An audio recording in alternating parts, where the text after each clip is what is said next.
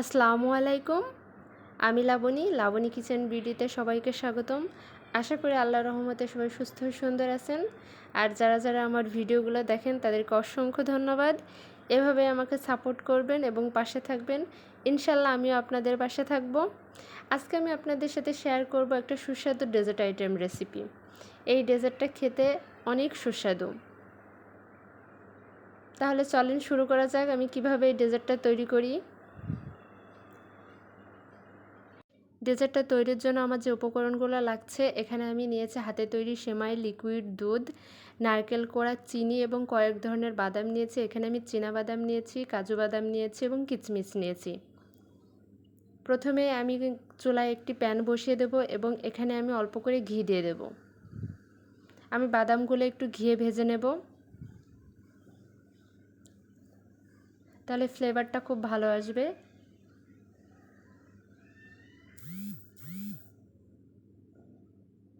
আমি বাদামগুলো ভেজে নেওয়ার পরে আমি এখানে লিকুইড দুধ দিয়ে দিয়েছি। দুধটা আমি একটু জাল করে নেব। আর ডেজার্ট আইটেম তৈরি করার সময় অবশ্যই অল্প পরিমাণ লবণ দিলে স্বাদটা আরও ভালো হয়।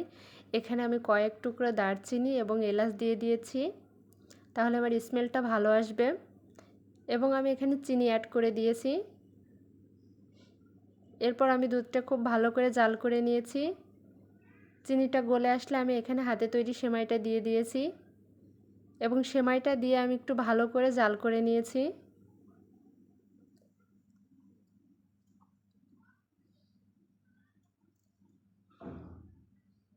এরপর আমি এখানে নারকেল কোড়া অ্যাড করেছি। নারকেল কোড়াটা দিলেই সেমাইটার টেস্ট অনেক ভালো হয়।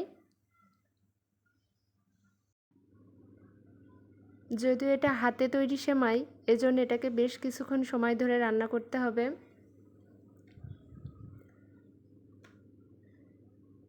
এ পর্যায়ে আমার সেমাইটা প্রায় হয়ে এসেছে।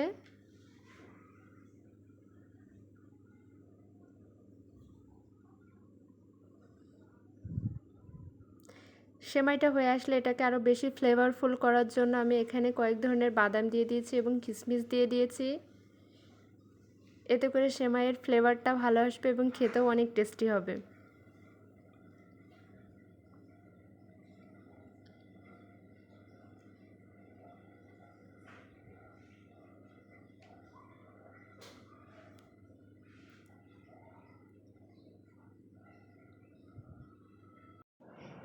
ঘিয়ে ভাজা বাদামগুলো, কিশমিশ অ্যাড করার পর ডেজার্টটা আরও অনেক বেশি টেস্টি এবং ফ্লেভারফুল হয়ে উঠেছে।